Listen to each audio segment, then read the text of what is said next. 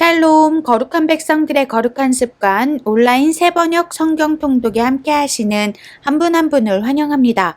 오늘 함께 통독할 말씀은 사무엘하 6장부터 18장까지 말씀입니다.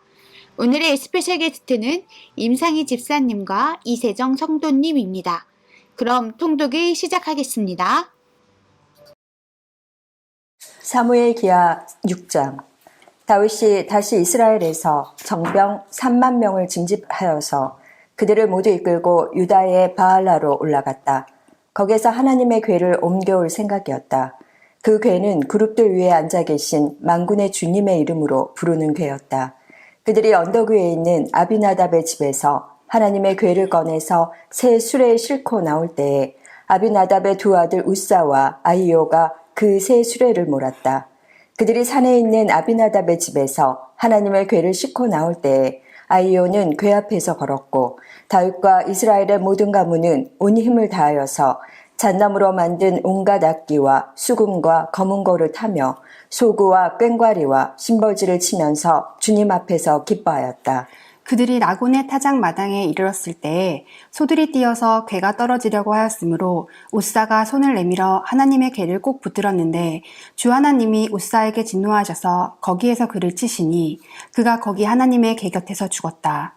주님께서 그렇게 급격히 우사를 벌하였으므로 다윗이 화를 내었다. 그래서 그곳 이름을 오늘날까지 베레스 우사라고 한다. 그날 다윗은 이 일 때문에 주님이 무서워서 이래서야 내가 어떻게 주님의 궤를 내가 있는 곳으로 옮길 수 있겠는가 하였다. 그래서 다윗은 주님의 궤를 다윗성으로 옮기지 않고 가드 사람 오벳에돔의 집으로 실어가게 하였다. 그래서 주님의 궤가 가드 사람 오벳에돔의 집에서 석 달 동안 머물렀는데 그때 주님께서 오벳에돔과 그의 온 집안에 복을 내려주셨다. 누군가가 오벳에돔의 집에 하나님의 궤를 보관하였기 때문에 주님께서 오벳에돔의 집과 그에게 딸린 모든 것에 복을 내려주셨다는 소식을 다윗 왕에게 전하였다. 그리하여 다윗은 기쁜 마음으로 가서 하나님의 궤를 오벳에돔의 집에서 다윗성으로 가지고 올라왔다. 궤를 옮길 때에 그는 큰 축제를 벌였다.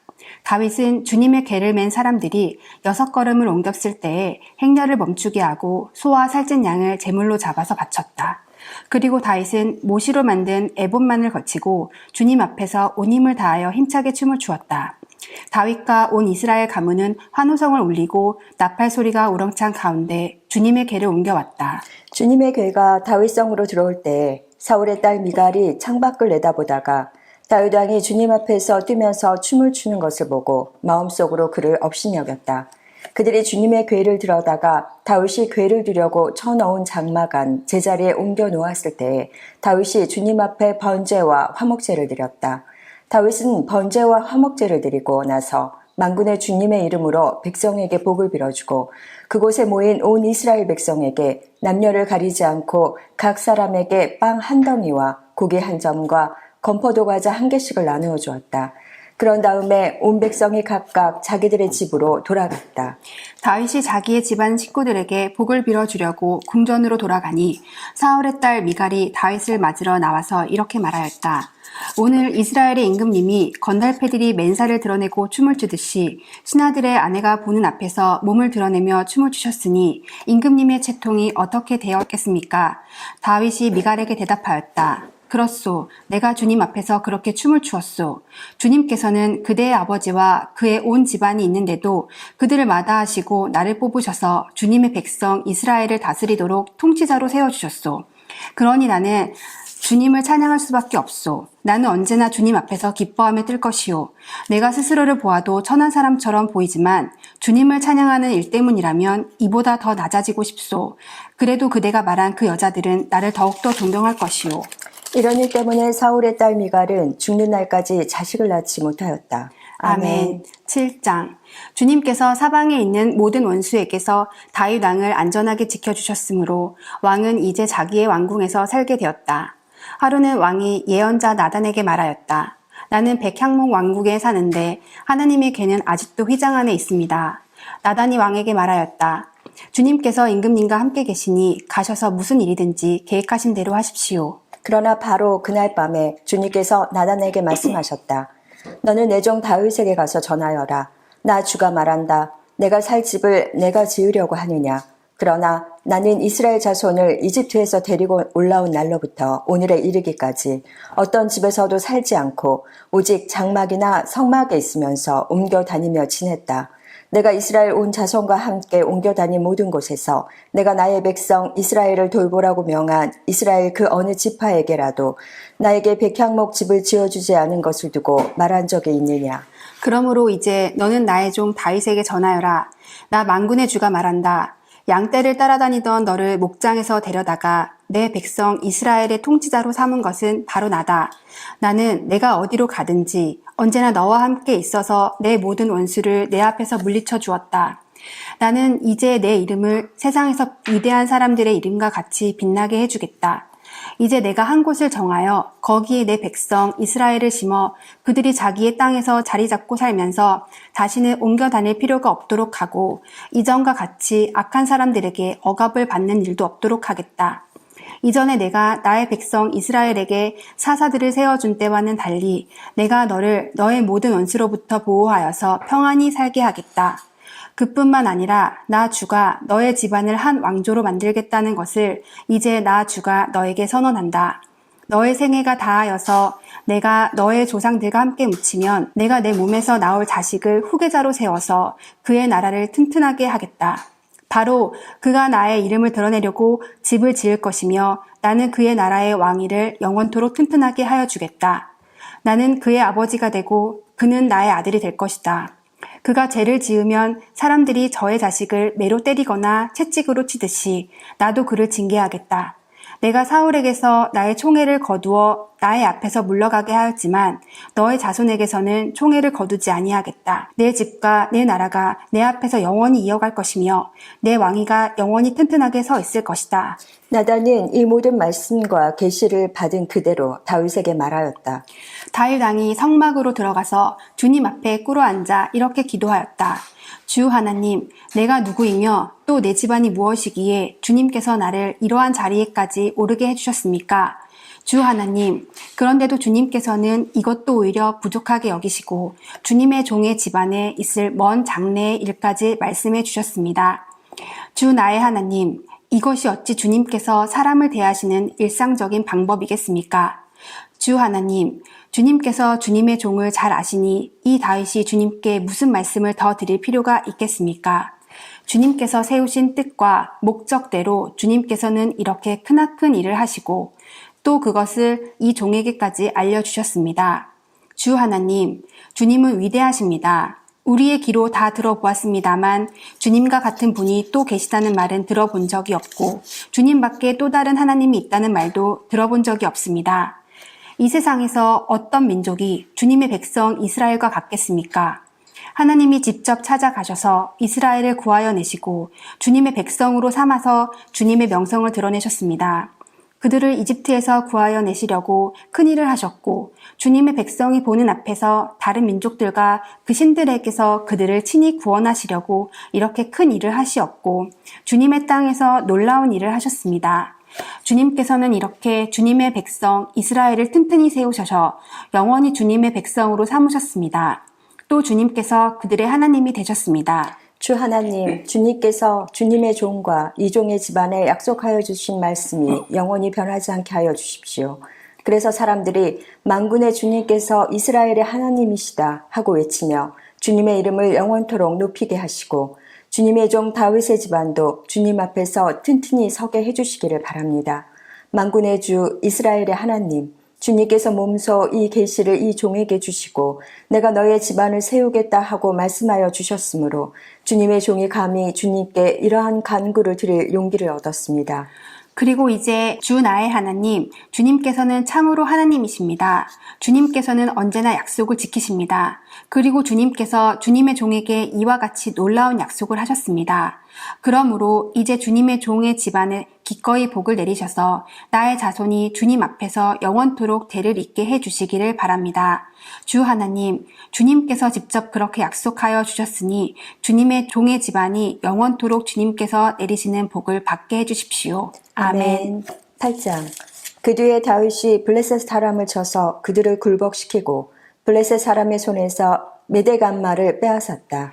다윗은 또 모압을 쳤다. 그는 모압 포로들을 줄을 지어 세운 다음에 그들을 땅에 엎드리게 하고 매석줄 중에 2줄은 죽이고 1줄은 살려주었다.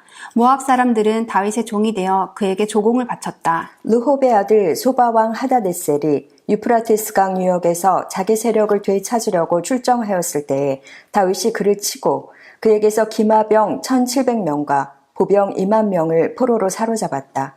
다윗은 또 병거를 끄는 말 가운데서도 백필만 남겨놓고 나머지는 모조리 다리의 힘줄을 끊어버렸다. 다마스쿠스의 시리아 사람들이 소바왕 하다에셀을 도우려고 군대를 보내자 다윗은 시리아 사람 22,000명을 쳐 죽이고 시리아의 다마스쿠스에 주둔군을 두니 시리아도 다윗의 종이 되어 그에게 조공을 바쳤다. 다윗이 어느 곳으로 출전하든지 주님께서 그에게 승리를 안겨주셨다. 그때 다윗은 하다데셀의 신하들이 가지고 있는 금방패를 다 빼앗아서 예루살렘으로 가져왔다. 또 다윗 왕은 하다데셀의 2 성읍 베다와 베로데에서는 노새를 아주 많이 빼앗아 왔다. 하맛 왕 도이는 다윗이 하다데셀에 온 군대를 쳐서 이겼다는 소식을 들었다. 그는 자기 아들 요람을 다윗 왕에게로 보내서 무난하게 하고 다윗이 하다데셀과 싸워서 이긴 것을 축하하게 하였다. 하다데셀은 도이와 서로 싸우는 사이였다. 요람은 은과 금과 노수로 만든 물건을 많이 가지고 다윗에게로 왔다. 다윗 왕은 이것들도 따로 구별하여서 이미 정복한 모든 민족에게서 가져온 것에서 따로 구별하여 둔 은금과 함께 주님께 바쳤는데 그것들은 그가 에돔과 모압과 암몬 사람들과 블레셋 사람들과 아말렉에게서 가져온 은금과 르홉의 아들인 소바왕 하다데셀에게서 빼앗아 온 물건 가운데서 따로 떼어놓은 은과 금이었다. 다윗은 돌아오는 길에 소금 골짜기에서 에돔 사람 18,000명을 쳐 죽이고 이름을 떨쳤다. 그때 다윗이 에돔의 주둔군을 두기 시작하여서 온 에돔의 주둔군을 두니 마침내 온 에돔 사람이 다윗의 종이 되었다. 다윗이 어느 곳으로 출전하든지 주님께서 그에게 승리를 안겨주셨다. 다윗이 왕이 되어서 이렇게 온 이스라엘을 다스릴 때 그는 언제나 자기의 백성 모두를 공평하고 의로운 법으로 다스렸다. 수리아의 아들 요압은 군사령관이 되고 아힐루스의 아들 여호사밧은 역사 기록관이 되고 아히두베의 아들 사독과 아비아달의 아들 아히멜렉은 제사장이 되고 스라야는 서기관이 되고 여호야다의 아들 브냐야는 그렛 사람과 블렛 사람의 지휘관이 되었다. 다윗의 아들들은 제사장 일을 보았다. 아멘. 9장. 하루는 다윗이 물었다. 사울의 집안에 살아남은 사람이 있느냐? 요나단을 보아서라도 남아있는 자손이 있으면 잘 보살펴주고 싶구나. 마침 사울의 집안에서 종노릇하는 시바라는 사람이 있어서 사람들이 그를 불러 다윗에게로 데리고 왔다. 왕이 그에게 내가 시바냐? 하고 물으니 그러합니다. 하고 그가 대답하였다. 왕이 물었다. 사울의 집안에 남은 사람이 없느냐? 있으면 내가 하나님의 은총을 그에게 베풀어 주고 싶다. 그러자 시바가 왕에게 대답하였다. 요나단의 아들이 하나 남아 있습니다. 2 다리를 접니다. 왕이 그에게 물었다. 그는 지금 어디에 있느냐? 시바가 왕에게 대답하였다. 그는 지금 로드발에 있는 암미엘의 아들 마길의 집에서 삽니다. 다윗 왕이 사람을 보내어서 로드발에 있는 암미엘의 아들 마길의 집에서 그를 데려왔다. 사울의 손자이며 요나단의 아들 무비보셋은 다윗에게 와서 엎드려 절하였다. 다윗이 내가 무비보셋이냐 하고 물었다. 그가 대답하였다. 예, 임금님의 종 무비보셋입니다. 다윗이 그에게 말하였다. 겁낼 것 없다. 내가 너의 아버지 요나단을 생각해서 내게 은총을 베풀어 주고 싶다. 너의 할아버지 사울 임금께서 가지고 계시던 토지를 너에게 모두 돌려주겠다. 그리고 너는 언제나 나의 식탁에서 함께 먹도록 하여라. 무비보셋이 엎드려 아뢰었다. 이 종이 무엇이기에 죽은 개나 다름없는 저를 임금님께서 이렇게까지 돌보아 주십니까? 다윗 왕은 사울의 종 시바를 불러서 일렀다. 사울과 그의 온 집안이 가졌던 모든 것을 내가 이제 너의 상전의 손자인 무비보셋에게 주었다. 그러니 너는 너의 아들들과 종들과 함께 모두 그 땅을 갈고 거두어서 너의 상전의 집안에 먹을 양식을 대도록 하여라. 그러나 너의 상전의 손자인 무비보셋은 언제나 나의 식탁에서 음식을 먹을 것이다. 시바에게는 아들 15과 종 20명이 있었다. 시바가 왕에게 대답하였다. 높으신 임금님께서 이 종에게 명령하신 그대로 이 종이 모두 하겠습니다. 그리하여 무비보셋은 왕자들과 다름없이 언제나 다윗 왕의 식탁에서 음식을 먹었다. 무비보셋에게는 미가라는 어린 아들이 하나 있었다. 시바의 집에 사는 사람들은 모두 무비보셋의 종이 되었다.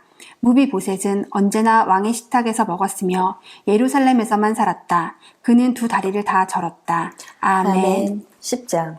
그 뒤에 암몬 사람의 왕이 죽고 그의 아들 하눈이 그를 이어서 왕이 되었다. 다윗은 하눈의 아버지 나하스가 나에게 은혜를 베풀었으니 나도 나하스의 아들 하눈에게 은혜를 베풀어야 하겠다 하고서 신하들을 보내어 고인에게 조의를 표하게 하였다. 그래서 다윗의 신하들이 암몬 사람의 땅에 이르렀다. 그러나 암몬 사람의 대신들이 자기들의 상전인 하눈에게 말하였다. 다윗이 임금님께 조문사절을 보낸 것이 임금님의 부친을 존경하기 때문이라고 생각하십니까? 오히려 이 두 성을 두루 살피고 정탐하여 함락시키려고 다윗이 임금님께 자기의 신하를 보낸 것이 아닙니까? 그래서 하눈은 다윗의 신하들을 붙잡아서 그들의 한쪽 수염을 깎고 입은 옷 가운데를 도려내어 양쪽 엉덩이가 드러나게 해서 돌려보냈다.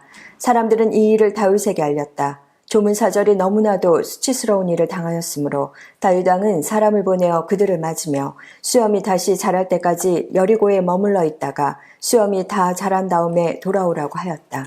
암몬 사람들은 자기들이 다윗에게 미움을 사게 된 줄을 알았다.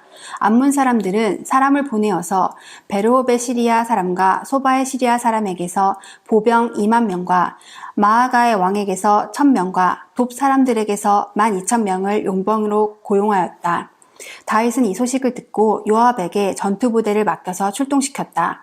암몬 사람도 나와서 성문 앞에서 전열을 갖추었으며 소바와 르홉의 시리아 사람들과 돕과 마아가의 용병들도 각각 들녘에서 전열을 갖추었다. 요압은 적이 자기 부대의 앞뒤에서 전열을 갖추어 포진한 것을 보고 이스라엘의 모든 정예병 가운데서 더 엄격하게 정예병을 뽑아서 시리아 군대와 싸울 수 있도록 전열을 갖추었다. 남은 병력은 자기의 아우 아비새에게 맡겨 암몬 군대와 싸우도록 전열을 갖추게 하고서 이렇게 말하였다. 시리아 군대가 나보다 더 강하면 내가 와서 나를 도와라. 그러나 암몬 군대가 너보다 더 강하면 내가 가서 너를 돕겠다. 용기를 내어라. 용감하게 싸워서 우리가 우리 민족을 지키고 우리 하나님의 성읍을 지키자.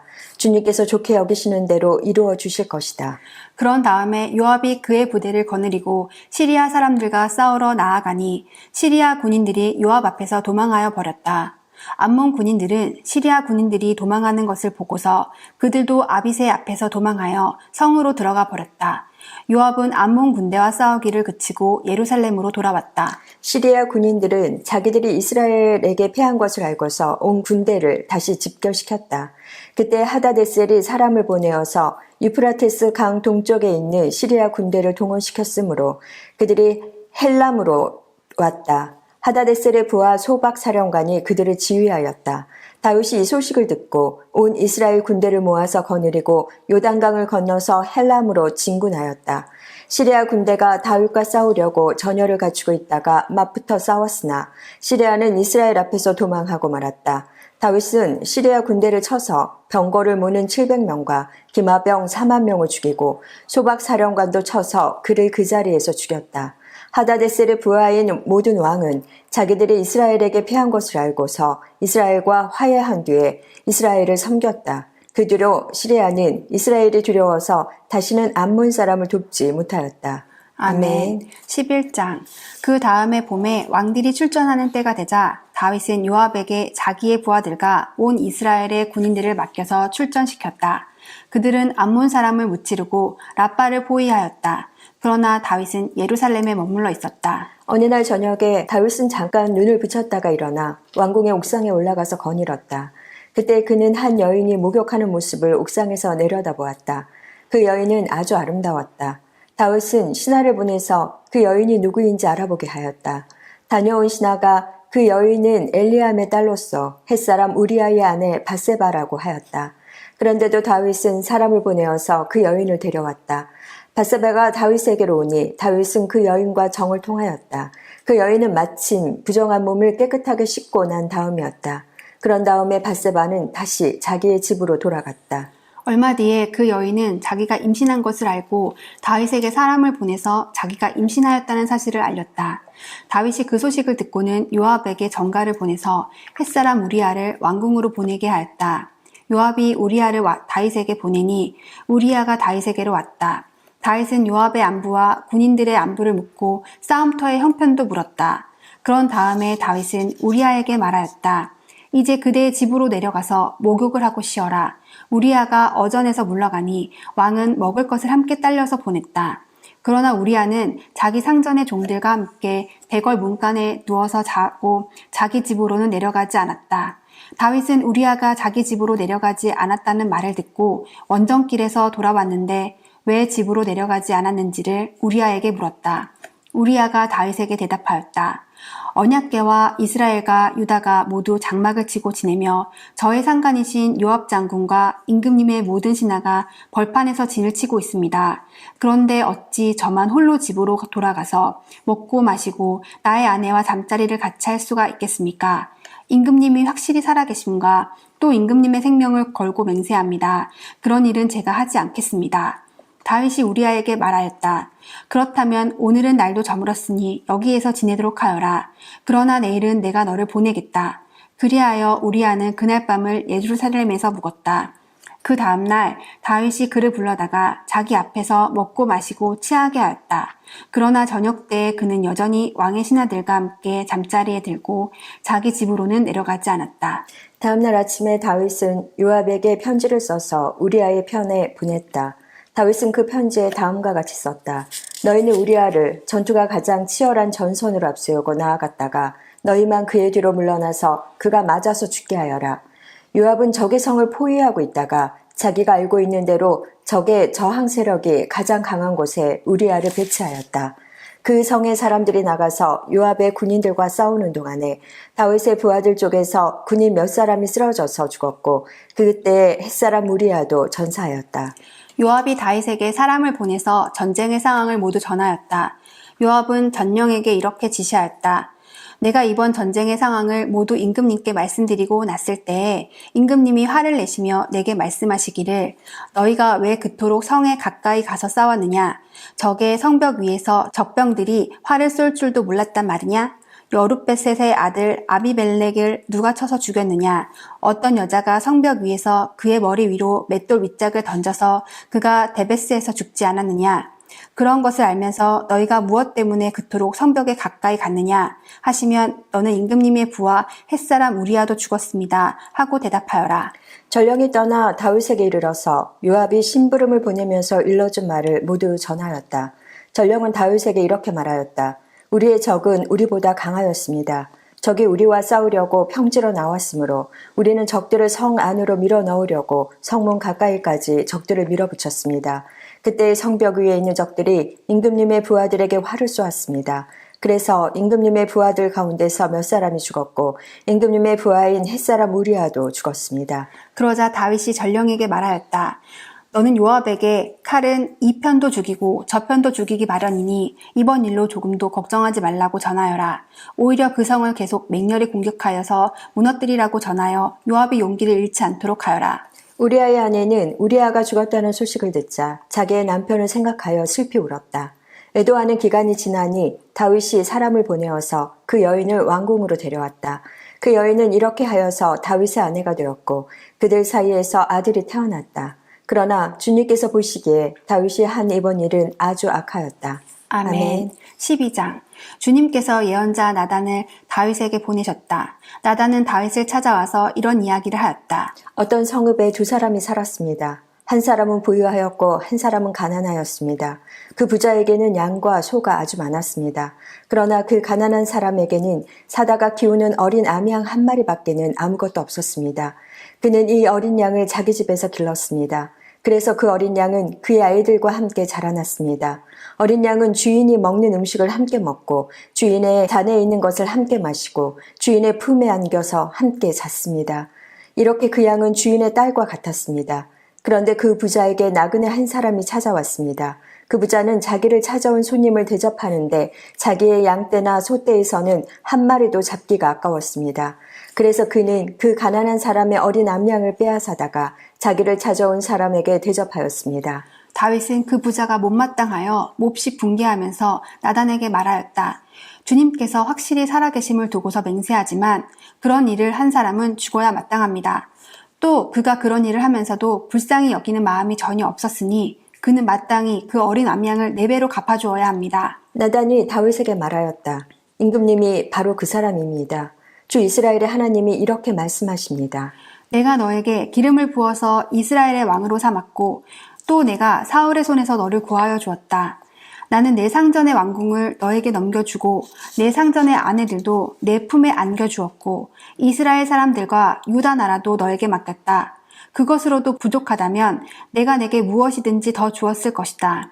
그런데도 너는 어찌하여 나 주의 말을 가볍게 여기고 내가 악하게 여기는 일을 하였느냐?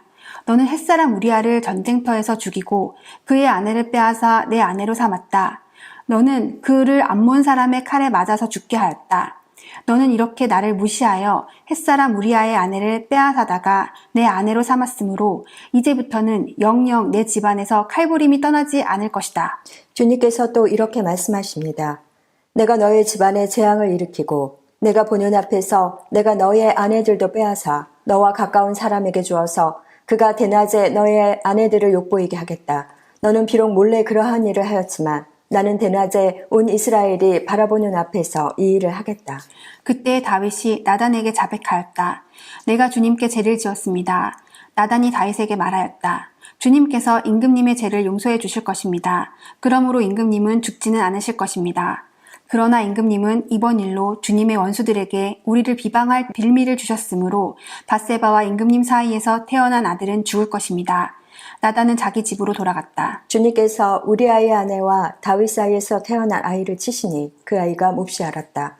다윗이 그 어린 아이를 살리려고 하나님께 간절히 기도를 드리면서 금식하였다. 그는 왕궁으로 돌아와서도 밤을 새웠으며 맨 땅에 누워서 잠을 잤다. 다윗 왕궁에 있는 늙은 신하들이 그에게로 가까이 가서 그를 땅바닥에서 일으켜 세우려고 하였으나 그는 일어나려고 하지도 않고 또 그들과 함께 음식을 먹으려고도 하지 않았다. 그러다가 이레째 되는 날에 그 아이가 죽었다. 그러나 다윗의 신하들은 아이가 죽었다는 것을 다윗에게 알리기를 두려워하였다. 어린 왕자가 살아계실 때에도 우리가 드리는 말씀을 듣지 않으셨는데 왕자께서 돌아가셨다는 소식을 우리가 어떻게 전하여 드릴 수 있겠소? 그런 소식은 임금님의 몸에 해로울지도 모르오. 그러나 다윗은 신하들이 서로 수군거리는 것을 보고서 아이가 죽은 줄 짐작하고 신하들에게 아이가 죽었느냐 하고 물었다. 신하들이 대답하였다. 돌아가셨습니다. 그러자 다윗은 땅바닥에서 일어나서 목욕을 하고 몸에 기름을 바르고 옷을 갈아입은 뒤에 성전으로 들어가서 주님께 경배하였다. 그는 왕궁으로 돌아오자 음식을 차려오게 하여서 먹었다. 신하들이 다윗에게 물었다. 왕자가 살아계실 때에는 임금님께서 식음을 전폐하고 슬퍼하시더니 이제 왕자가 돌아가시자 임금님께서 일어나셔서 음식을 드시니 이것이 어떻게 된 일이십니까? 다윗이 대답하였다. 아이가 살아있을 때에 내가 금식하면서 운 것은 혹시 주님께서 나를 불쌍히 여겨주셔서 그 아이를 살려주실지도 모른다고 생각하였기 때문이요. 그러나 이제는 그 아이가 죽었는데 무엇 때문에 내가 계속 금식하겠소? 내가 그를 다시 돌아오게 할 수가 있겠소? 나는 그에게로 갈 수 있지만 그는 나에게로 올 수가 없소. 그 뒤에 다윗이 자기의 아내 밧세바를 위로하고 동침하니 그 여인이 아들을 낳았다. 다윗이 그의 이름을 솔로몬이라고 하였다. 주님께서도 그 아이를 사랑해 주셔서 예언자 나단을 보내셔서 주님께서 사랑하신다는 뜻으로 그의 이름을 여디디아라고 부르게 하였다. 요압이 암몬 사람의 도성 라빠를 쳐서 그 왕의 도성을 점령하고서 다윗에게 전령들을 보내어서 이렇게 말하였다. 제가 라빠를 치고 도성으로 들어가는 급수 지역을 점령하였습니다. 이제 임금님께서 남은 군인들을 불러 모아서 이 도성을 공격할 진을 치시고 이 도성을 직접 점령하시기 바랍니다. 제가 이 도성을 점령하기보다는 임금님께서 이 도성을 점령하셔서 임금님의 이름이 승리자 이름으로 기록되게 해주시기 바랍니다. 다윗이 모든 군인을 불러 모으고 라빠로 가서 그 도성을 쳐서 점령하였다. 그는 암몬 왕의 머리에서 금관을 벗겨왔는데 그 무게가 금 1달란트나 나갔고 금관에는 보석이 박혀 있었다. 다윗은 그 금관을 가져다가 자기가 썼다. 다윗은 그 도성에서 아주 많은 전리품을 약탈하였으며 그 도성에 사는 백성도 끌어다가 톱질과 곡괭이질과 도끼질과 벽돌 굽는 일을 시켰다. 그는 암몬 사람의 모든 성읍에 이와 똑같이 한 뒤에 모든 군인을 거느리고 예루살렘으로 돌아왔다. 아멘. 13장. 그 뒤에 이런 일이 있었다. 다윗의 아들 압살롬에게는 아직 결혼하지 않은 아름다운 누이가 있는데 이름은 다말이었다. 그런데 다윗의 다른 아들 암논이 그를 사랑하였다. 암논은 자기의 누이 다말을 사랑하였으나 처녀이므로 어찌할 수 없는 줄을 알고 병이 나고 말았다. 암논에게는 요나답이라고 하는 친구가 있었는데 그는 다윗의 형 시므아의 아들이다. 요나답은 아주 교활한 인물이었다. 마침 그가 암논에게 물었다. 왕자님, 나날이 이렇게 안색이 수척해지시는데 웬일이십니까? 나에게 그 까닭을 알려주지 않으시겠습니까? 암논이 그에게 말하였다. 나의 아우 압살롬의 누이 다말을 내가 사랑하고 있기 때문이요. 그러자 요나답이 그에게 제안하였다. 왕자님은 침상에 누워서 병이 든 채 하십시오. 부왕께서 몸병하러 오시면 누이 다말을 보내달라고 하십시오. 누이 다말이 와서 왕자님이 드실 음식을 요리하게 하면 좋겠다고 말씀하십시오. 다말이 왕자님 앞에서 음식을 요리하면 왕자님이 그것을 보면서 그의 손에서 직접 받아 먹고 싶다고 말씀드리십시오. 그리하여 암논이 침상에 누워서 병든 채 하고 있으니 과연 다윗 왕이 그를 문병하러 왔다. 그때 암논이 왕에게 요청하였다. 누이 다말을 보내주십시오. 제가 보는 앞에서 누이가 맛있는 빵 몇 개라도 만들어서 그것을 저에게 직접 먹여주게 하십시오. 다윗은 다말의 집으로 사람을 보내어서 지시하였다. 어서 내 오라버니 암논의 집으로 가서 그에게 먹을 것을 좀 만들어 주어라. 다말이 자기의 오라버니 암논의 집으로 가서 보니 그가 침상에 누워 있었다. 다말이 밀가루를 가져다가 이겨서 그가 보는 앞에서 맛있는 빵 몇 개를 빚어 잘 구웠다. 그리고 다말이 냄비째 가져다가 암논 앞에서 그릇에 담아주었으나 암논은 먹을 생각은 하지 않고 사람들을 다 밖으로 내보내라고 말하고는 사람들이 모두 밖으로 나간 뒤에 다말에게 말하였다. 그 빵을 이 침실로 가지고 들어와서 내가 손수 나에게 먹여다오. 그래서 다말은 손수 만든 빵을 들고 자기의 오라버니 암논의 침실로 들어갔다. 다말이 그에게 먹어주려고 다가서니 그는 다말을 끌어안고 함께 눕자고 하였다. 다말이 그에게 말하였다. 이렇게 하지 마십시오, 오라버니. 이스라엘에는 이러한 법이 없습니다. 제발 나에게 욕을 보이지 마십시오. 제발 이런 악한 일을 저지르지 말아주십시오. 오라버니가 나에게 이렇게 하시면 내가 이런 수치를 당하고서 어디로 갈 수 있겠습니까? 오라버니도 또한 이스라엘에서 아주 정신 빠진 사람들 가운데 하나와 똑같이 되고 말 것입니다. 그러니 이제라도 제발 임금님께 말씀을 드려보십시오. 나를 오라버니에게 주기를 거절하지 않으실 것입니다. 다말이 이렇게까지 말하는데도 암논은 다말이 애원하는 소리를 들으려고 하지도 않고 오히려 더 센 힘으로 그를 눕혀서 억지로 욕을 보였다. 그렇게 욕을 보이고 나니 암논은 갑자기 다말이 몹시도 미워졌다. 이제 미워하는 마음이 기왕에 사랑하던 사랑보다 더하였다. 암논이 그에게 당장 일어나 나가라고 소리를 버럭 질렀다. 그러자 다말이 암논에게 말하였다. 그렇게 하시면 안 됩니다. 이제 나를 쫓아내시면 이 악은 방금 나에게 저지른 악보다 더 큽니다. 그런데도 암논은 다말의 말을 들으려고 하지 않고 오히려 자기의 시중을 드는 하인을 불러다가 명령하였다. 어서 이 여자를 내 앞에서 내쫓고 대문을 닫고서 빗장을 질러라. 암논의 하인은 공주를 바깥으로 끌어내고 대문을 닫고서 빗장을 질렀다. 그때 다말은 소매에 색동으로 수놓은 긴 옷을 입고 있었다. 공주들은 시집가기 전에는 옷을 그렇게 입었다. 이제 다말은 머리에 재를 끼얹고 입고 있는 색동 소매 긴 옷도 찢고 손으로 얼굴을 감싼 채로 목을 놓아 울면서 떠나갔다. 다말의 오라버니 압살롬이 다말을 보고 물었다. 내 오라비 암논이 너를 건드렸지.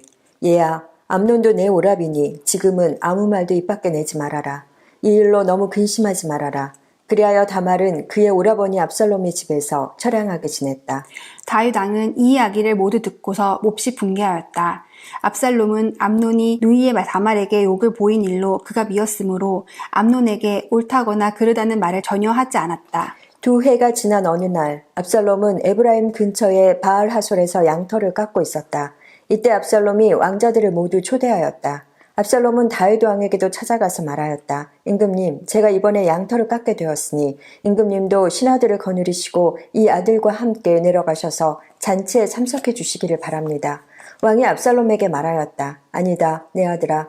우리가 모두 따라가면 너희에게 짐이 될 터이니 우리는 가지 않으마. 압살롬이 계속하여 간청을 하였지만 왕은 함께 가고 싶지 않아서 복을 빌어주기만 하였다. 그러자 압살롬이 말하였다. 그러면 맏형 암논이라도 우리와 함께 가도록 허락하여 주시기 바랍니다. 왕이 그에게 물었다. 암논이 너와 함께 가야 할 이유가 무엇이냐?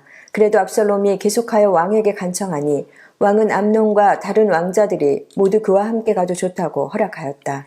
압살롬은 이미 자기의 부하들에게 명령을 내렸다. 암논이 술을 마시고 기분이 좋아질 때를 잘 지켜보아라. 그러다가 내가 너희에게 암논을 쳐 죽이라고 하면 너희는 겁내지 말고 그를 죽여라. 내가 너희에게 직접 명령하는 것이니 책임은 내가 진다. 다만 너희는 용감하게 주저하지 말고 해치워라. 마침내 암논의 부하들은 압살롬의 명령을 따라서 하라는 그대로 암논에게 하였다. 그러자 다른 왕자들은 저마다 자기 노새를 타고 달아났다. 그들이 아직도 길에서 달아나는 동안에 다윗에게는 압살롬이 왕자들을 모조리 쳐 죽여서 한 사람도 살아남지 못하였다는 소식이 들어갔다. 왕은 자리에서 일어나서 입고 있는 옷을 찢고 땅바닥에 누워버렸고 그를 모시고 서 있는 신하들도 다 옷을 찢었다. 그때 다윗의 형 시므아의 아들인 요나답이 나서서 말하였다. 임금님, 젊은 왕자들이 모두 살해되진 않았습니다. 암논 한 사람만 죽었습니다. 암논이 압살롬이 누이 다말을 욕보인 날부터 압살롬은 그런 결심을 하고 있었습니다. 그러니 이제 높으신 임금님께서는 왕자들이 다 죽었다고 하는 뜬 소문을 듣고 상심하지 마십시오. 암논 한 사람만 죽었을 따름입니다. 그 사이에 압살롬은 도망쳐버렸다. 바로 그때 예루살렘의 보처병 하나가 호로나임 쪽에서 많은 사람이 언덕을 타고 내려오는 것을 보고서 왕에게 알렸다. 그러자 요나답이 왕에게 아뢰었다. 틀림없습니다. 왕자님들이 돌아오시는 것입니다. 이 종이 이미 말씀드리지 않았습니까? 요나답이 말을 막 마치는데 왕자들이 돌아와서 목을 놓아 울기 시작하였다. 왕도 통곡하고 모든 신하도 통곡하였다. 압살롬은 도망하여 그술왕 암미옷의 아들 달메에게로 갔고 다윗은 죽은 아들 암논 때문에 슬픈 나날을 보냈다. 압살롬은 도망한 뒤에 그술로 가서 그곳에 세 해 동안 머물러 있었다. 그러는 사이에 다윗 왕은 암논을 잃었을 때 받은 충격도 서서히 가라앉았고 오히려 압살롬을 보고 싶어하는 마음이 점점 간절해졌다. 아멘. 14장. 왕의 마음이 압살롬에게로 쏠리는 것을 수리아의 아들 요압이 알았다. 요압이 드고아로 사람을 보내어 거기에서 슬기로운 여인 한 사람을 데리고 와서 부탁하였다. 그대는 조상당한 여인처럼 행동하시오. 몸에는 상복을 입고 머리에는 기름도 바르지 말고 이미 오랫동안 죽은 사람을 애도한 여인처럼 꾸민 다음에 임금님 앞으로 나아가서 내가 일러주는 대로 호소하시오. 요압은 그 여인에게 할 말을 일러주었다. 들고아에서 온 그 여인은 왕에게로 나아가서 얼굴이 땅에 닿도록 엎드려서 절을 한 뒤에 임금님 저를 살려주십시오 하고 애원하였다. 왕이 여인에게 무슨 일이냐 하고 물으니 그 여인이 이렇게 하소연하였다. 저는 남편이 죽어서 가련한 과부가 되었습니다. 이 여종에게 두 아들이 있는데 그래서 서로 싸우다가 말리는 사람이 없으므로 아들 하나가 다른 아들을 죽였습니다. 그런데 이제는 온 집안이 들고 일어나서 이 종에게 형제를 때려 죽인 그 아들을 내놓으라고 합니다. 죽은 형제의 원수를 갚고 살인자를 죽여서 상속자마저 없애버리겠다고 합니다. 그들은 저에게 남아있는 불씨마저도 꺼버려서 제 남편이 이 땅에 이름도 자손도 남기지 못하게 하려고 합니다. 다 듣고 난 왕은 여인에게 말하였다. 이 문제를 두고서는 내가 직접 명령을 내리겠으니 집으로 돌아가거라. 그러나 드고아 여인은 왕에게 아뢰었다. 우리의 높으신 임금님께서 무엇을 하시든지 이 일에 있어서 허물은 저와 제 아버지의 집안에 있습니다. 임금님과 왕실에는 아무런 허물이 없습니다. 왕이 대답하였다. 누구든지 너를 위협하거든 그를 나에게로 데리고 오너라. 아무도 너를 괴롭히지 못하게 하겠다. 여인은 또 간청하였다. 그러면 임금님께서 섬기시는 주 하나님께 간구하셔서 저의 죽은 아들의 원수를 갚으려고 하는 집안 사람들이 살아있는 저의 아들까지 죽이는 크나큰 범죄를 저지르지 못하게 막아주시기를 바랍니다. 왕이 대답하였다. 주님께서 확실히 살아계심을 두고 맹세하지만 내 아들의 머리카락 하나도 땅에 떨어지지 않게 하겠다. 그 여인이 또 간청하였다. 이 종이 높으신 임금님께 한 말씀만 더 드리도록 허락하여 주시기 바랍니다. 왕이 그렇게 하라고 하니 그 여인이 이렇게 말하였다. 어찌하여 임금님께서는 하나님의 백성에게 그처럼 그릇된 일을 하셨습니까? 임금님께서는 임금님의 친아들인 왕자님이 이 나라로 돌아오는 것을 허락하지 않으셨습니다. 이러한 처사는 지금까지 이 종에게 말씀하신 것과는 다릅니다. 임금님께서는 그렇게 말씀만 하시고 왕자님을 부르지 않으셨으니 이것은 잘못된 일이라고 생각합니다. 우리는 다 죽습니다. 땅에 쏟으면 다시 담을 수 없는 물과 같습니다. 그러나 하나님은 생명을 빼앗지 않으시고 방책을 베푸셔서 비록 내어 쫓긴 자라 하더라도 어떻게 해서든지 하나님께 버림받은 자가 되지 않게 하십니다. 높으신 임금님, 제가 지금 임금님을 찾아뵙고서 이런 말씀을 드리게 된 까닭은 제가 친척들의 위협을 받으면서 이 문제를 임금님께 아뢰면 임금님께서 제가 간구하는 바를 들어주실 거라는 확신이 섰기 때문입니다. 저의 집안 사람들이 저와 저의 아들을 죽이려고 하고 하나님이 주신 이 땅에서 끊어버리려고 하지만은 임금님께서 저의 사정을 들어서 아시면 구원하여 주실 것이라고 생각하였습니다. 이 종은 또 높으신 하나님께서는 말씀으로 저를 안심시켜 주실 것이라고 믿었습니다.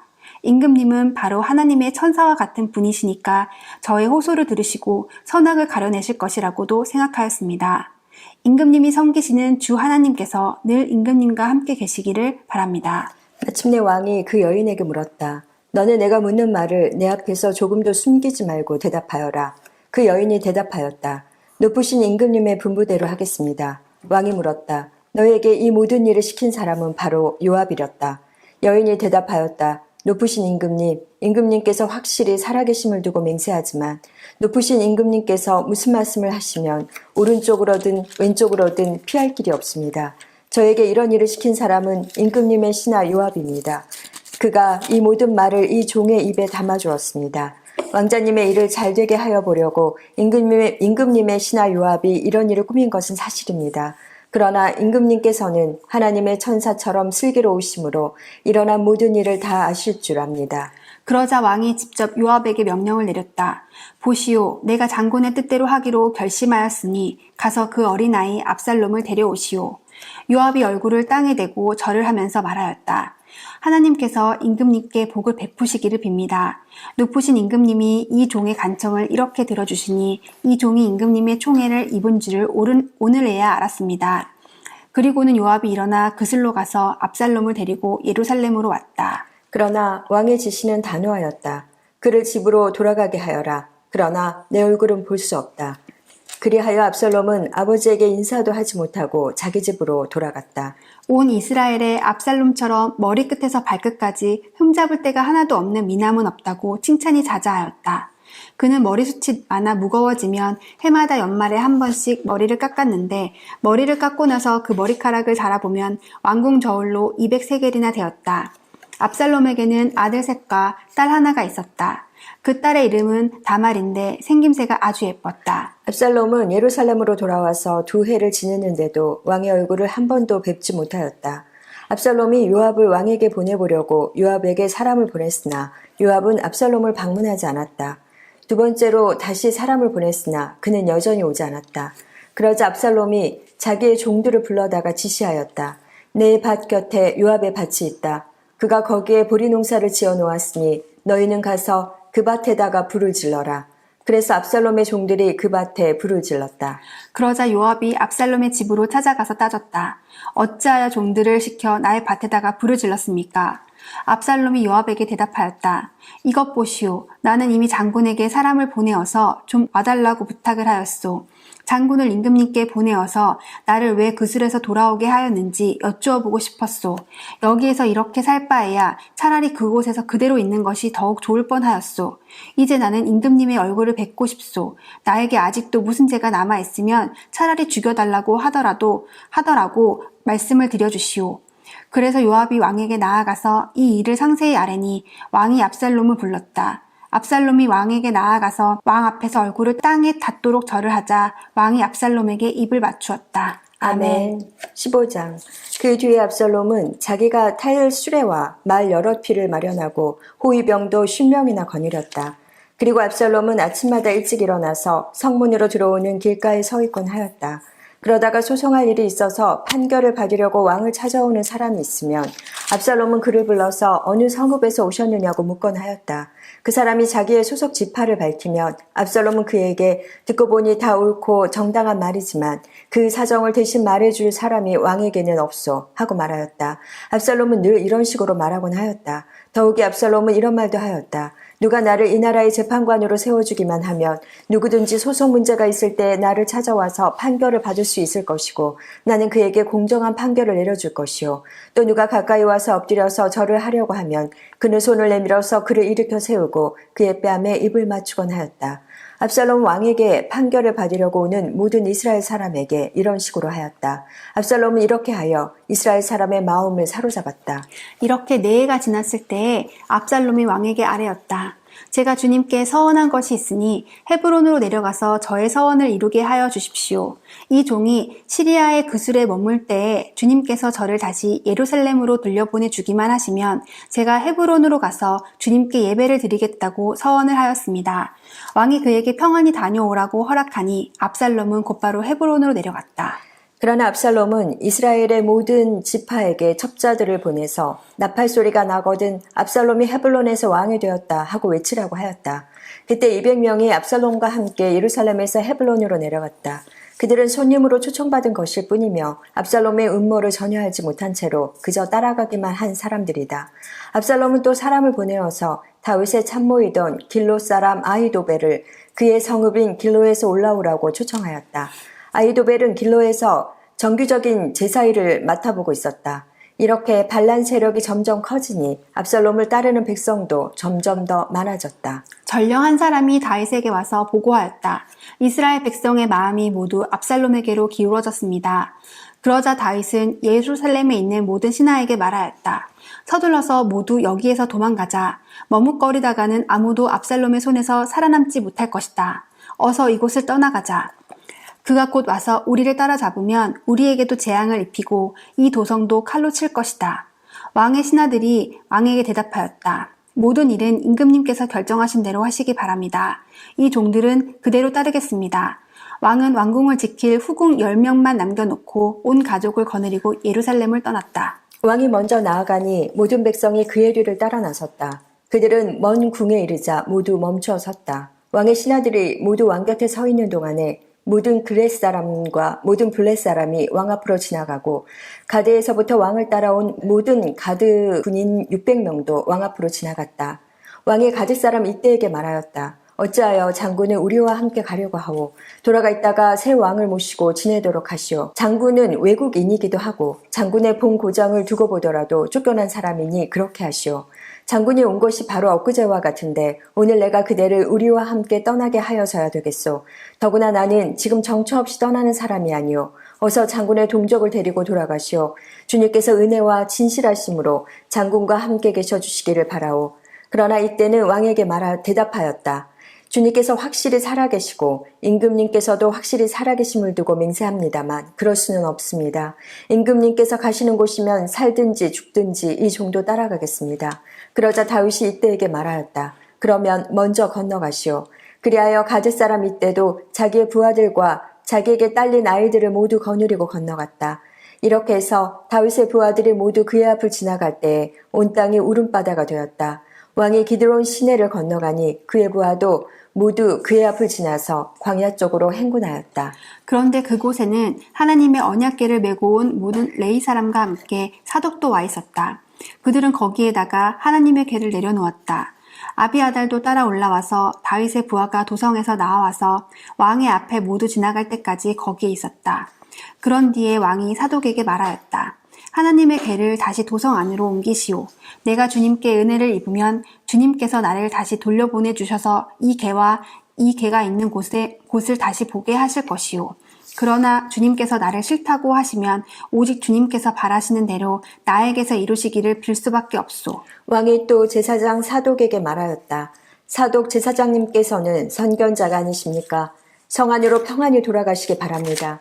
제사장께서는 아비아달 제사장과 함께 두 분의 아들, 곧 제사장님의 아들 아히마아스와 아비아달 제사장의 아들 요나단을 데리고 가십시오. 두 분께서 나에게 소식을 보내올 때까지는 내가 광야의 나루터에서 머물고 있을 터이니 이 점을 명심하십시오. 그리하여 사독은 아비아달과 함께 하나님의 궤를 다시 예루살렘으로 옮겨다 놓고서 그곳에 머물러 있었다. 다윗은 올리브산 언덕으로 올라갔다.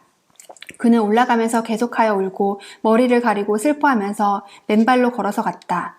다윗과 함께 있는 백성들도 모두 머리를 가리고 울면서 언덕으로 올라갔다. 그때 누가 다윗에게 압살롬과 함께 반역한 사람들 가운데는 아히도벨도 끼어 있다는 말을 전하자 다윗이 기도하였다. 주님, 부디 아히도벨의 계획이 어리석은 것이 되게 하여 주십시오. 다윗이 사람들이 하나님을 경배하는 산 꼭대기에 다다르니 아렉사람 후세가 슬픔을 못 이겨서 겉옷을 찢고 머리에 흙을 뒤집어 쓴 채로 나오면서 다윗을 맞았다. 다윗이 그에게 말하였다. 그대가 나와 함께 떠나면 그대는 나에게 짐만 될 것이요. 그러니 그대는 이제 성으로 돌아가서 압살롬을 만나거든 그를 임금님으로 받들고 이제부터는 새 임금의 종이 되겠다고 말하시오. 이제까지는 임금의 아버지를 섬기는 종이었으나 이제부터는 그의 아들 새 임금의 종이 되겠다고 말하시오. 그것이 나를 돕는 길이고 아히도벨의 계획을 실패로 돌아가게 하는 길이요. 그곳에 가면 두 제사장 사독과 아비아달이 그대와 합세할 것이요. 그러므로 그대가 왕궁에서 듣는 말은 무엇이든지 두 제사장 사독과 아비아달에게 전하시오. 그들은 지금 자기들의 아들 둘을 그곳에 데리고 있어. 사독에게는 아히마아스가 있고 아비아달에게는 요나단이 있으니 그대들이 듣는 말은 무엇이든지 그들을 시켜서 나에게 전하여 주시오. 그리하여 다윗의 친구인 후세는 성으로 들어갔다. 같은 시간에 압살롬도 예루살렘에 도착하였다. 아멘. 아멘. 16장.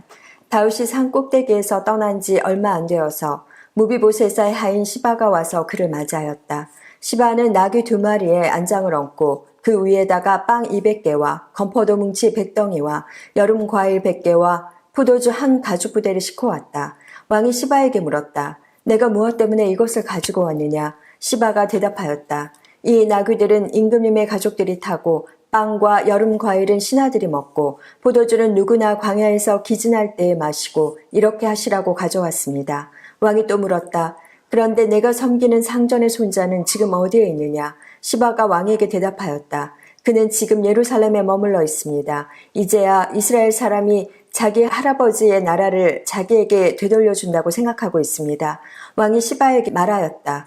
무비보셋의 재산을 내가 모두 가져라. 시바가 대답하였다. 임금님의 은혜에 감사드립니다. 언제나 임금님의 은총을 입는 몸이 되기를 바랍니다.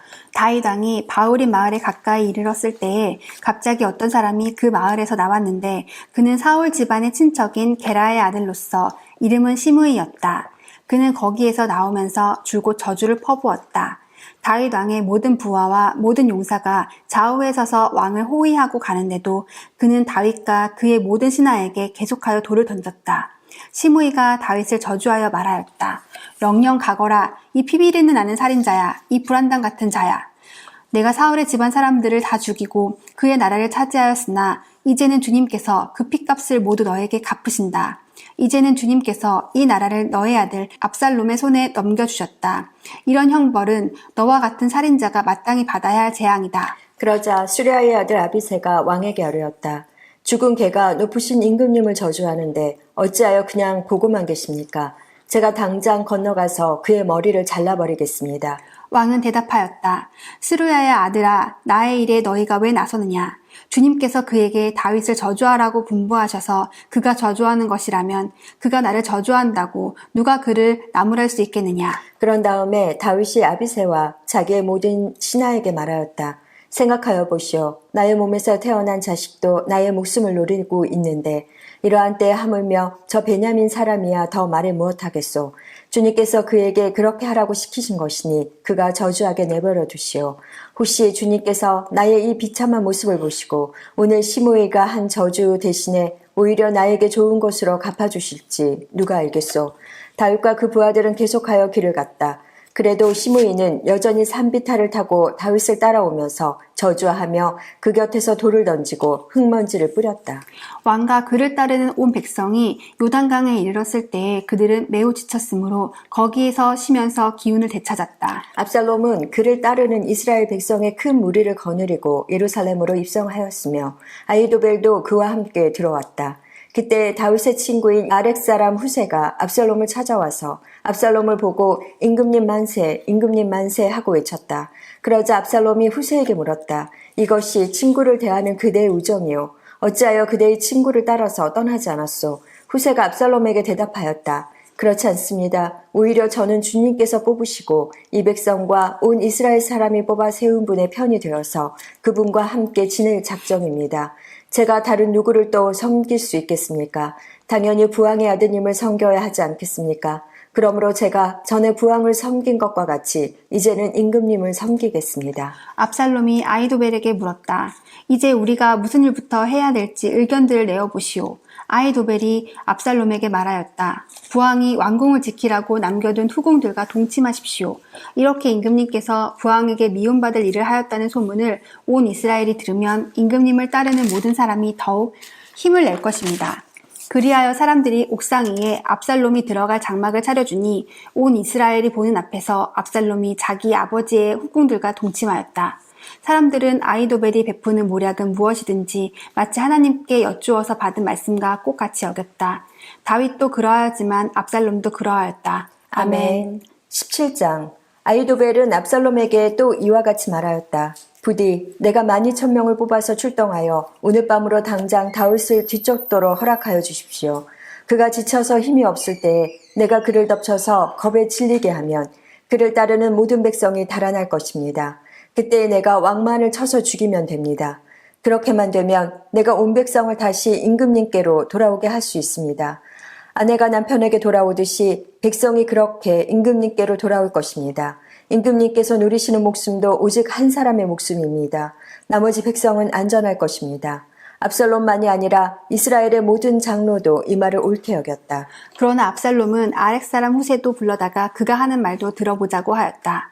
후세가 압살롬에게 오니 압살롬은 그에게 아히도벨이 한 말을 일러주고서 그 말대로 해야 할지 말아야 할지를 묻고 또 다른 의견이 있으면 말하라고 하였다. 후세는 압살롬에게 아히도벨이 베푼 모략이 좋지 않다고 말하고 그 까닭을 설명하였다. 임금님의 부친과 그 신하들은 임금님께서 잘 아시는 바와 같이 용사들인 데다가 지금은 새끼를 빼앗긴 들녘의 곰처럼 무섭게 화가 나 있습니다. 더구나 임금님의 부친은 노련한 군인이어서 밤에는 백성들과 함께 잠도 자지 않으십니다. 틀림없이 그가 지금쯤은 벌써 어떤 굴속이나 다른 어떤 곳에 숨어 있을 것입니다. 우리의 군인 가운데서 몇 사람이라도 처음부터 그에게 죽기라도 하면 압살롬을 따르는 군인들이 지고 말았다는 소문이 삽시간에 퍼질 것입니다. 그러면 사자처럼 담력이 센 용사도 당장 낙담할 것입니다. 임금님의 부친도 용사요, 그의 부하들도 용감한 군인이라는 것을 온 이스라엘이 다 알고 있기 때문입니다. 그러므로 저의 의견은 이렇습니다. 단에서부터 부엘세바에 이르기까지 온 이스라엘을 임금님에게로 불러 모아서 바닷가의 모래알처럼 많은 군인을 임금님께서 친히 거느리고 싸움터로 나가시는 것입니다. 그래서 우리는 다윗이 있는 곳이면 어느 곳이든지 들이닥쳐서 마치 온 땅에 내리는 이슬처럼 그를 덮쳐버리는 것입니다. 그러면 그는 물론이려니와 그와 함께 있는 모든 사람 가운데서 한 사람도 살아남지 못할 것입니다. 또 그가 어떤 성읍으로 물러나면 온 이스라엘이 굵은 밧줄을 가져다가 그 성읍을 동여매어 계곡 아래로 끌어내려서 성이 서 있던 언덕에 돌멩이 하나도 찾아볼 수 없게 하시는 것입니다. 그러자 압살롬과 온 이스라엘 사람이 아렉 사람 후세의 모략이 아히도벨의 모략보다 더 좋다고 찬성하였다. 주님께서 이미 압살롬이 재앙을 당하게 하시려고 아히도벨의 좋은 모략을 좌절시키셨기 때문이다. 후세는 곧 사독 제사장과 아비아달 제사장에게 아히도벨이 압살롬과 이스라엘의 장로들에게 어떤 모략을 베풀었는지 그리고 자기가 또 어떤 모략을 베풀었는지를 알리고서 다음과 같이 말하였다. 이제 빨리 다윗 왕께 사람을 보내서 오늘 밤을 광야의 나루터에서 묵지 마시고 빨리 강을 건너가시라고 전하십시오. 그렇지 않으면 임금님만이 아니라 임금님과 함께 있는 백성까지 모두 전멸을 당할 것입니다. 한편 아비아달의 아들 요나단과 사독의 아들 아히마아스는 예루살렘 바깥의 엔로게 센터에서 대기하고 있었다. 그들은 사람들의 눈에 띄지 않으려고 성 안으로 드나드는 것을 삼갔다. 거기에 있다가 여종이 그들에게 가서 소식을 전하여 주면 그들이 그 소식을 받아서 직접 다윗 왕에게 전하곤 하였다. 그런데 그만 한 젊은이가 그들을 보고서 압살롬에게 가서 일러 바쳤다. 탈로가 난 줄을 알고서 그 두 사람은 재빨리 그곳을 떠나 바후림 마을로 가서 어떤 사람의 집으로 들어갔다. 그 집 마당에는 우물이 있었는데 그들은 그 속으로 내려갔다. 그 집 여인은 덮을 것을 가져다가 우물 아귀에 펴놓고 그 위에 찌은 보리를 널어놓아서 아무도 눈치를 채지 못하게 하였다. 압살롬의 종들이 그 집으로 들어와서 그 여인에게 물었다. 아히마아스와 요나단이 어디에 있느냐? 그 여인이 그들에게 대답하였다. 그들은 방금 저 강을 건너갔습니다. 그들이 뒤쫓아갔으나 찾지 못하고 예루살렘으로 돌아갔다. 그들이 돌아간 뒤에 그 두 사람이 우물 속에서 올라와 다윗 왕에게 가서 이 소식을 전하였다. 그들은 다윗에게 아히도벨이 다윗 일행을 해치려고 어떤 계획을 세웠는지를 알리고 어서 일어나서 강을 건너가라고 재촉하였다. 그러자 다윗이 자기와 함께 있는 온 백성을 거느리고 거기에서 떠나 요단강을 건너갔는데 날이 셀 때까지 요단강을 건너지 못한 사람은 하나도 없었다. 아히도벨은 자기의 모략대로 이루어지지 않은 것을 보자 나귀의 안장을 지어서 타고 거기에서 떠나 자기의 고향 집으로 돌아갔다. 거기에서 그는 집안일을 정리한 뒤에 목을 메어서 죽었다. 그는 이렇게 죽어서 자기 아버지의 무덤에 묻혔다. 다윗이 마하나임에 이르렀을 때에야 압살롬이 비로소 이스라엘의 온 군대를 직접 거느리고 요단강을 건넜다. 압살롬은 요압 대신에 아마사를 군 지휘관으로 세웠는데 아마사는 이드라라는 이스마엘 사람의 아들이다. 이드라는 나하스의 딸 아비갈과 결혼하여 아마사를 낳았는데 아비갈은 요압의 어머니 스루야의 여동생이다. 이렇게 온 이스라엘과 압살롬이 길앗 땅에 진을 쳤다. 다윗이 마하나임에 다다르니 암몬 족속의 도성 라빠에서 나하스의 아들 소비가 찾아오고 로데발에서는 암미엘의 아들 마길이 찾아오고 로글림에서는 길앗 사람 바르실레가 찾아왔다. 그들이 침대와 이부자리와 대야와 질그릇도 가지고 오고 밀과 보리와 밀가루와 볶은 곡식과 콩과 팥과 볶은 씨도 가지고 왔다. 그들은 그 많은 사람이 광야에서 굶주리고 지치고 목말랐을 것이라고 생각하고서 꿀과 버터와 양고기와 치즈도 가져다가 다윗과 그를 따르는 사람들에게 주었다. 아멘. 18장. 다윗은 자기와 함께 있는 백성을 점검하여 보고 그들 위에 천부장들과 백부장들을 세웠다. 다윗은 또 모든 백성을 셋대로 나눈 뒤에 3분의 1은 요압에게 맡기고 또 3분의 1은 스루야의 아들이며 요압의 동생인 아비새에게 맡기고 나머지 3분의 1은 가드 사람 이때에게 맡겼다. 그런 다음에 왕이 온 백성에게 자기도 그들과 함께 싸움터로 나가겠다고 선언하니 온 백성이 외쳤다. 임금님께서 나가시면 안 됩니다. 우리가 도망을 친다 하여도 그들이 우리에게는 마음을 두지 않을 것이며 우리가 절반이나 죽는다 하여도 그들은 우리에게 마음을 두지 않을 것입니다. 임금님은 우리들 10,000명과 다름이 없으십니다. 그러니 임금님은 이제 성 안에 계시면서 우리를 도우시는 것이 더 좋겠습니다. 그러자 왕은 그들의 의견에 따르겠다고 말하고 성문 곁에 서 있으니 온 백성이 100명씩 1000명씩 부대별로 나아갔다. 그때 왕이 요압과 아비새와 이때에게 부탁하였다. 나를 생각해서라도 저 어린 압살롬을 너그럽게 대하여 주시오. 왕이 압살롬을 너그럽게 대하여 달라고 모든 지휘관에게 부탁하는 말을 온 백성이 다 들었다. 다윗의 군대가 이스라엘 사람과 싸우려고 들녘으로 나가서 에브라임 숲속에서 싸움을 하였다. 거기에서 이스라엘 백성이 다윗의 부하들에게 패하였는데 그들은 그날 거기에서 크게 패하여서 20,000명이나 죽었다. 싸움이 온 땅 사방으로 번져나가자 그날 숲속에서 목숨을 잃은 군인이 칼에 찔려서 죽은 군인보다 더 많았다. 압살롬이 어쩌다가 다윗의 부하들과 마주쳤다. 압살롬은 노새를 타고 있었는데 그 노새가 큰 상수리 나무를 울창한 가지 밑으로 달려갈 때에 그의 머리채가 상수리 나무에 휘감기는 바람에 그는 공중에 매달리고 그가 타고 가던 노새는 빠져나갔다. 어떤 사람이 이것을 보고서 요압에게 알려주었다. 압살롬이 상수리 나무에 매달려 있습니다. 요압이 자기에게 소식을 전하여 준 그 사람에게 물었다. 내가 그를 보았는데도 왜 그를 당장에 쳐서 땅에 쓰러뜨리지 않았느냐? 그랬더라면 내가 너에게 은 10개와 띠 하나를 주었을 것이다. 그 사람이 요압에게 대답하였다. 비록 은 1000개를 달아서 저의 손에 쥐어주신다 하여도 저는 감히 손을 들어 임금님의 아들을 해치지 않을 것입니다. 임금님께서 우리 모두가 듣도록 장군님과 아비새와 이때에게 누구든지 어린 압살롬을 보호하여 달라고 부탁하셨기 때문입니다.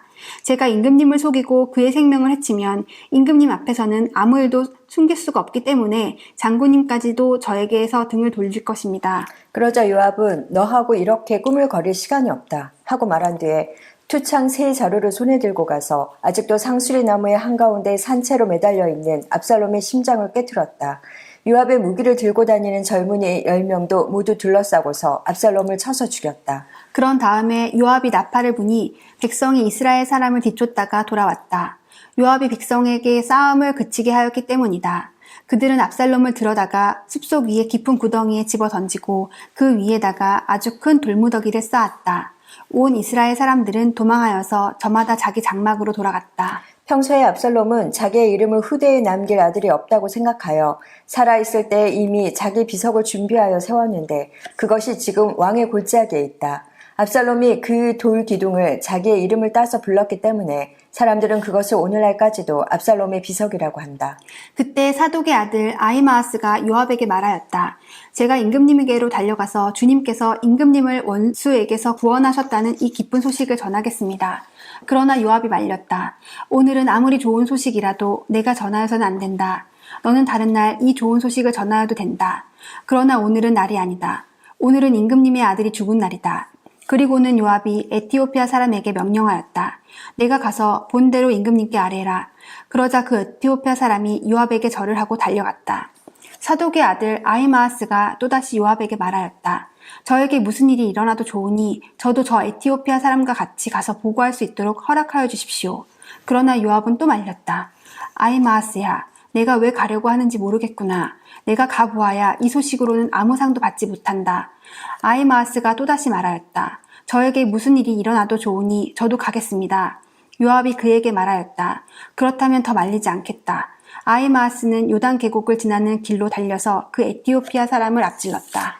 그때 다윗은 두 성문, 곧 앞문과 바깥문 사이에 앉아 있었는데 파수꾼이 성문의 지붕 위로 올라가서 성벽 위에서 멀리 바라보고 있다가 어떤 사람이 혼자 달려오는 것을 보았다. 파수꾼이 큰 소리로 이 사실을 왕에게 알리니 왕이 혼자 오는 사람이면 좋은 소식을 전하는 사람이다 하고 대답하였다. 그 사람이 점점 더 가까이에 이르렀다. 파수꾼이 보니 또 한 사람이 달려오고 있었다. 파수꾼이 큰 소리로 문지기에게 또 한 사람이 달려온다 하고 외치니 왕은 그도 좋은 소식을 전하는 사람이다 하고 말하였다. 파수꾼이 또 알렸다. 제가 보기에 앞서서 오는 사람은 달리는 것이 사독의 아들 아히마아스가 달리는 것과 같습니다. 그러자 왕이 대답하였다. 그는 좋은 사람이니 좋은 소식을 전하러 올 것이다. 아히마아스가 왕에게 가까이 이르러서 평안하시기를 빕니다 하고 인사를 드리며 얼굴이 땅에 닿도록 왕에게 절을 하며 아뢰었다. 높으신 임금님께 반역한 자들을 없애버리시고 임금님께 승리를 안겨주신 임금님의 주 하나님을 찬양합니다. 왕이 그 어린 압살롬도 평안하더냐 하고 물으니 아히마아스는 임금님의 신하 요압이 이 종을 보낼 때에 큰 소동이 있었습니다마는 무슨 일인지는 모르겠습니다. 왕이 물러나서 곁에 서 있어라 하고 말하니 그는 곁으로 물러나서 서 있었다. 바로 그때 그 에티오피아 사람이 들어왔다. 에티오피아 사람이 왕에게 아뢰었다. 높으신 임금님께 기쁜 소식을 가져왔습니다. 주님께서 오늘 임금님께 반역한 자들을 없애버리시고 임금님께 승리를 안겨주셨습니다. 왕이 에티오피아 사람에게 물었다. 그 어린 압살롬이 평안하더냐? 에티오피아 사람이 대답하였다. 높으신 임금님의 원수들을 비롯하여 임금님께 반역한 자들이 모조리 그 젊은이와 같이 되기를 바랍니다. 왕은 이 말을 듣고 마음이 찢어질 듯이 아파서 성문 위에 다락방으로 올라가서 울었다. 그는 올라갈 때에 내 아들 압살롬아, 내 아들아, 내 아들 압살롬아, 너 대신에 차라리 내가 죽을 것을 압살롬아, 내 아들아, 내 아들아 하고 울부짖었다. 아멘. 거룩하신 하나님, 오늘 이 저녁에도 우리가 말씀의 순례를 끊이지 않고 함께 할 수 있게 하시니 감사합니다. 사무엘 하에 다윗의 이야기를 통해서 오늘 우리 성민에게 주시는 말씀에 귀를 기울입니다. 다윗의 가장 아프고 힘들었던 그런 시간이 지났을 때에도 하나님께서 다윗과 함께 하셨고 또한 다윗 역시 하나님 앞에 말씀과 기도로 순종했던 모습을 통해 오늘 우리가 어떤 모습으로 하나님 앞에 서야 하는지 다시 한번 깨닫고 돌아볼 수 있는 시간이 될 수 있도록 인도하여 주옵소서. 그리하여서 우리가 구별되고 선택된 하나님의 온전한 백성의 삶을 여전히 살아갈 수 있도록 주님 힘을 더하여 주시옵소서. 예수님의 이름으로 간절히 기도합니다. 아멘. 내일은 수요일입니다. 수요일에는 7시 30분부터 방송이 시작되고 현장 라이브로 성경 통독이 진행됩니다.